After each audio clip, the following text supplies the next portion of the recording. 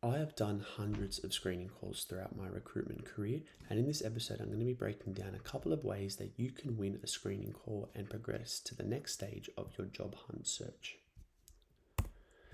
So, the first key lesson I want you guys to understand in a screening call, genuinely, 90 seconds is all that it takes for you to be progressed to the next round or to be pushed out and to not be considered to be moving to that next stage. Okay, 90 seconds is genuinely all it takes. So, all you need to be doing now when you think about this is the next screening call you go into, you need to prepare your answers. Okay, now when I say prepare your answers, it doesn't mean to think of a whole script and think of things word by word, and then when you take the call, you're calling him on speaker and then you've got your notes there to read off what you're actually saying.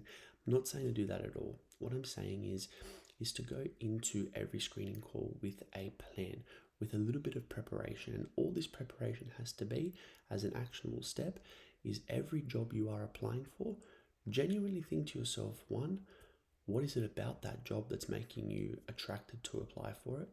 And two, what are things that you are already doing that can help them understand that you have what it takes to do the job at hand? Okay? Big thing you guys need to remember when going in for your job hunt and when you're trying to look for new jobs is that at the end of the day, businesses don't care too much about who you are personally. Okay, they don't care for me that I'm Jonathan and I'm a nice guy and I love recruitment and all that sort of stuff. All they want to think about is what have I done in the past that's going to help them achieve their goals next. Okay, all you need to remember with your job hunt is that it is a simple value search. All you're doing is selling your value to see if you can do the job that they need you to do. Okay, so the best way to understand that and apply it practically is when you're applying for these jobs, just make one or two notes or just remember internally why you've applied for the position, what was it about it that attracted you, and then think about what are the things that they're asking for you to do in the job that you've already done elsewhere. Okay, it's all you need to be thinking about. You need to be talking about your value and you need to be talking firmly and concisely about what it is about the position that attracts you so much that you've wanted to apply for it. Okay, at the end of the day, businesses are not going to work with somebody who doesn't know what they want to do and isn't going to be able to achieve what they need them to achieve. Okay, so you need to be able to demonstrate this effectively, quickly, and communicate this as thoroughly and professionally as possible. Okay, so that's my first tip, is that 90 seconds genuinely is all it really takes. I've taken many screening calls before, and after speaking to them for about a minute, I'll know whether I want to progress with them or not. Okay, that doesn't mean that I'm naive and if they start saying good things, it's not going to change my mind. Of course it will, but generally speaking, when the first one or two questions is about why you're applying for the position, what do you want to achieve, if you can't answer that thoroughly and you don't have the confidence in yourself to actually explain why, it's very, very quick, and it's a very, very quick way to just push yourself out of that whole process because you weren't able to effectively communicate why you wanted the position. So first tip is understanding that 90 seconds is genuinely all it takes for a recruiter to go yes or no to you. Okay, so my second point now, and this aligns back to my first point, is show alignment in every response. Okay, at the end of the day, you are selling your value to do a job. Okay, they don't need to know your whole backstory. They don't need to know irrelevant details. All right, so even if they ask you, so let's say for example my own history. Okay, I was going for recruitment roles, sales roles, a few HR roles when I was first out of university. Okay, and my core experience was working in swim school management. Okay, you're probably thinking, all right, there's probably not much there that he has done that can cross over. Now, what I did was that when they would ask me about my day to day, okay, obviously I'm going from a casual work to a corporate environment, so the alignment isn't going to be 100%. But what I did was that I highlighted a couple of things that would make a little bit more sense as to why they may consider me from a swim school in a completely left field environment for these jobs. So an example of this would be for my recruitment role. They're asking me, so what was it like on a swim school day-to-day basis? I told them, I managed a swim school, spoke with customers, I, dealt with internal conflict, I led a team, I would do interviews internally, I would speak to my higher management about which candidates I liked and didn't like, I did onboarding, I did training, etc., etc. So all of these little soft skills, although it doesn't directly correlate with recruitment in general, just even including those couple of things about how I have done interviews with my company, or, I can represent the company and, speak with customers and speak with clients and do all of these things. These are all important skills that you will need in a recruitment job. So I was able to detail that on a day-to-day basis. I didn't focus on, the fact that I was a swim instructor and just running swimming lessons for the first couple of years in my career. Or I focused on the fact that I was a swim coach or whatever it is. I didn't focus on things that my skills couldn't directly be crossovered to recruitment, So that's something that you need to be able to focus on, and that is your next actionable step. Is after this video, I want you to really think about your day-to-day work with what you currently do and how those transferable skills correlate to what will be said in these job descriptions for the jobs that you are applying for. That is the single best way you'll be able to prepare for this, because once you're able to see what the company is looking for in that job ad, you'll be able to extract that information and think about how you've practically been able to do that.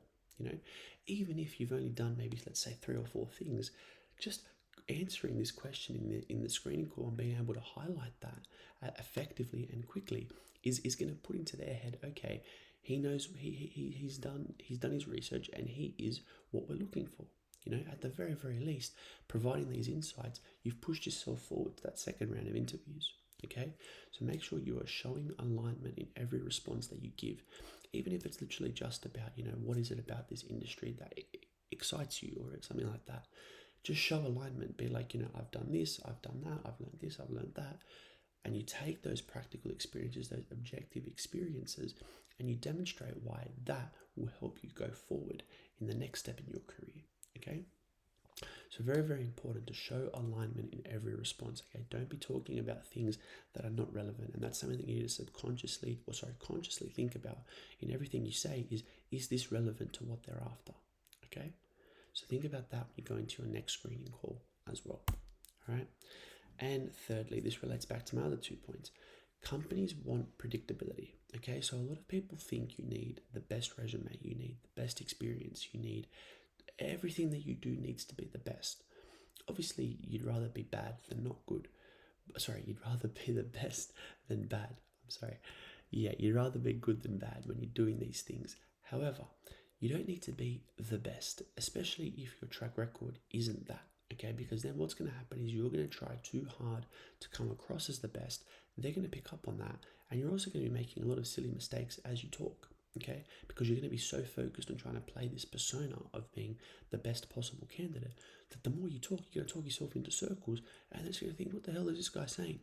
All right, so you need to show predictability, and all you do with that is show your objective, history, and you explain to them and you demonstrate to them why you have the qualities to be the best predictable candidate. Okay, at the end of the day, businesses don't care that much about hiring the best. They want the most predictable. They want somebody that when they think about, when we hire him, he's going to be able to do this, he's going to be able to do that, he's going to be a great team player, he can grow with the team, he wants to grow in the industry. We know all of these things. You want them to know everything about you from a corporate perspective before day one. Okay, you don't want them to be asking you any further questions on things because you're not clarifying, or you're making them feel a little bit like, oh, okay, does he tick all the boxes? Is he exactly what we're after? He didn't exactly explain this here. He was a bit wishy-washy here. So that's why companies always want predictability. That is why also when you go later in your career and you have these career gaps, explain the gaps. Don't have to go into heavy detail, but just be able to clarify, yes, I was away from this period to that period, or things along these lines, or if you had a short stint at a company, don't obviously go to them, oh my gosh, I hated the boss, he was rude, he was this, blah, blah, blah, I had so many fights with him. Don't do that. Just say, look, there was misalignment over the job, and I realized it wasn't the best environment for me, etc., etc. Okay, little things like that show predictability. Okay, it's showing honesty, it's showing transparency. You're not leaving room for any questions. Okay, something very important to look into as well. Maybe not so much for your first screening call, for your first full-time job, but as you progress in your career, that is also very important to know. Okay. I hope you guys got some value from this video. If you guys want to work with me on a one-to-one level, click the link below for a free consultation. Happy to tee up a 30-minute chat. Hope you guys enjoyed this video. Take care. I'll see you guys next time.